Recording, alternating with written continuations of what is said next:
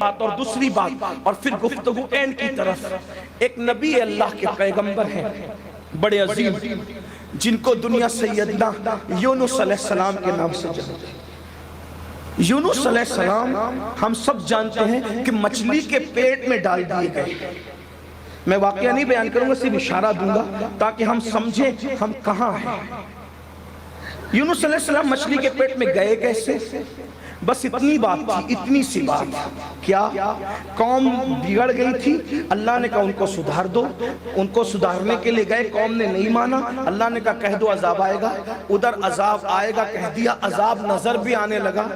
اللہ کی اجازت سے پہلے، توجہ، اللہ کی اجازت سے پہلے یونس علیہ السلام اللہ کی اجازت کے بغیر قوم کو غصے سے چھوڑ دیتے، بیوی بچوں کو لے کر نکل جائے.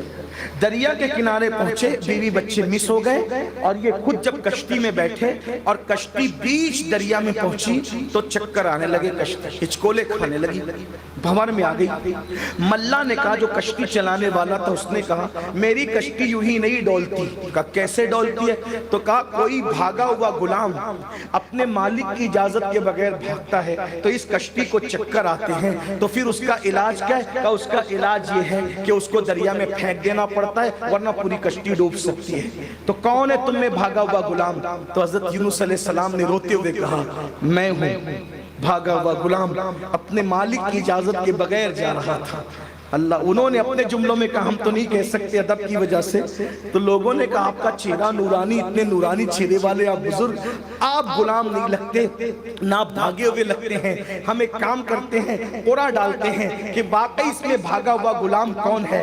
پہلی بار قرآ ڈالا، پوری کشتی کے نام ڈالے، نام نکالا تو یونس علیہ السلام کا نام تھا.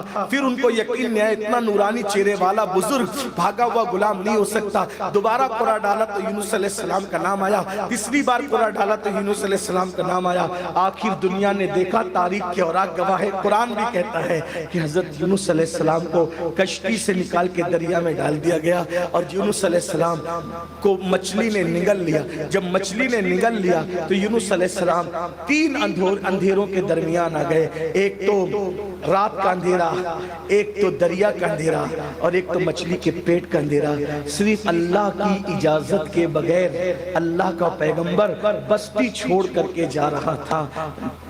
اولاد بھی گئی، بیوی بھی گئی، اور خود بھی مچھلی کے پیٹ میں آ گئے. 40 دن تک یونس علیہ السلام ورد کرتے رہے اس اندھیرے میں، لا الہ الا انت سبحانک انی کنت من الظالمین. آپ سے پوچھنا چاہتا ہوں، اس کا ترجمہ بعین ہی لفظ ہی تو ہم نہیں کرتے، لیکن اللہ رب العزت کی وہ توحید بیان کرتے ہیں، اے اللہ تیرے سوا کوئی معبود نہیں، تو پاک ہے، اور میں نے جو چاہا اپنی مراد کو میں نہ پہنچا، یا میں نے جو نہیں کرنا تھا وہ کر لیا. لیکن اگر ہم اس کو عام انسان کے لیے ترجمہ کریں گے اپنے لیے، تو ہم یہ کہیں گے کہ اللہ میں نے اپنے آپ پہ ظلم کیا اور میں ظالموں میں سے ہوں، ہم اپنے لیے کہیں گے. لیکن نبی کے لیے بطور ادب یہ کہیں گے کہ میں نے جو چاہا وہ مراد کو میں نہ پہنچا. اندازہ فرمائے 40 دن تک کہتے رہے یونس علیہ السلام.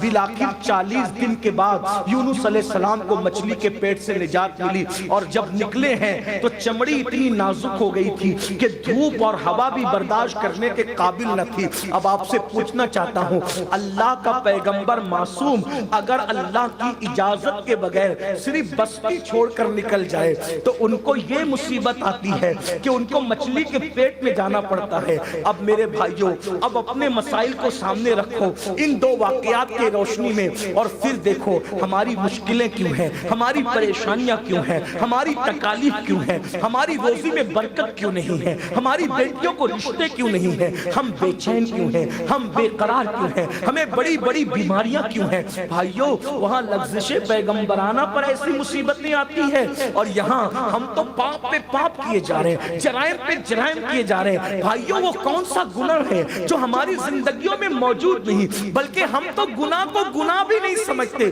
ہم تو پاپ. اور وہاں یونس علیہ السلام لغزش پیغمبرانہ کے بعد کہہ رہے ہیں انی کنت من الظالمین. لغزش گناہ کے بعد نہیں، لغزش پیغمبرانہ کے بعد کہہ رہے انی کنت من الظالمین. وہاں آدم علیہ السلام لفظ پیغمبرانہ کی بات کہہ رہے ہیں. ربنا ظلمنا انفسنا وان لم تغفر لنا وترحمنا لنکونن من الخاسرین. ربنا ظلمنا ظلمنا ظلمنا. اور وہاں کہا جا رہا ہے انی کنت من الظالمین. لفظ پیغمبرانہ کے بعد اور یہاں پوری رات زنا کی فلم دیکھ رہا ہے اور صبح کو جب نکل رہا ہے سفید لباس پہن کے میں مخیر قوم و ملت. غور تو معصوموں کی شان کیا. وہ اپنے آپ کے لئے کہیں انی کنت من الظالمین ربنا ظلمنا انفسنا. اور ہم لوگ سود کے دھندے کر کے بھی جب تک ہمارے نام کے ساتھ کوئی حاجی نہ لگائے ہمارے کلیجے کو ٹھنڈک نہیں پہنچتا. وہ معصوم ہو کر بھی اپنے لیے ظلمنا انفسنا کہہ رہے ہیں اور ہم پاپی ہو کر بھی اپنے آپ کو جنتی سے کم سمجھنے کے لیے تیار ہی نہیں ہے. اور گناہ کیسے کوئی نشے میں ڈوبا ہے, کوئی غیبت میں ڈوبا ہے, کوئی حرام کاروبار میں ڈوب. بھائیو اپنے آپ میں ڈوب کے سوچو کتنے جوان ہیں جن کی نگاہیں عورتوں کو پاپ کی نظر سے دیکھنے سے محفوظ ہیں. کیا لوگوں کے کان تک یہ آواز نہیں پہنچی کہ جو لوگ عورتوں کو پاپ کی نظر سے دیکھتے ہیں جب مریں گے تو موت کے وقت ان کی زبان پہ کلمہ نہیں آئے گا. اللہ. زنا کی فلمیں دیکھنے والوں تک کیا یہ آواز نہیں پہنچی کہ سیدنا سلمان فارسی کہتے ہیں کہ مجھے 7 مرتبہ مر کے زندہ ہو جانا گوارا ہے لیکن کسی کی ران دیکھنے کی بھی میں ہمت نہیں کر سکتا. 7 بار موت کی تکلیف اٹھا سکتا ہوں لیکن ایک بار کسی کی ننگی ران نہیں. ننگی ران کی بات چل رہی ہے اور ہم کیا دیکھ رہے ہیں. سوچو تو صحیح. پھر یہ قوم کیسے عروج پہ جائے, یہ قوم ترقی پہ کیسے جائے. اتنے گناہ, اتنے جرائم. نشہ تو آج عام ہے میرے بھائیوں. 7-7, 8-8 سال کے بچے لاشعوری طور پہ نشے کی طرف جائیں. ان کو روکے گا کون, ان کو کون منع کرے گا. اس لیے کہ آج سدھارنے والے جب خود پاپی ہو جائیں تو کو روکے گا. شادیوں کے اندر گاجے بج رہے, گانے بج رہے, گھروں کے اندر کیا بیٹیوں کو ہم نے اپنے بازوں میں بٹھا کر سیریلوں میں زنا کی فلمیں دکھائی. ایک دور وہ تھا کہ بیٹی باپ کے سامنے آنے سے ہچکچاتی تھی اور ایک دور یہ کہ باپ اور بیٹی دونوں بیٹھ کے سیریل دیکھیں.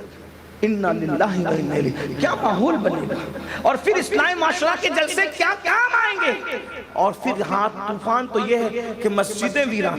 جو نماز انسان کو سنوار سکتی تھی اس نماز سے کوسوں دور ہے. نماز کی بات کرو تو لوگ کان کھجانے لگ, سر کھجانے لگ. ابھی پھر مولانا نماز کو بولے. میں نے کہا مولا نے قرآن کی کوئی سورت نہیں چھوڑی جس میں نماز کا ذکر نہ کیا.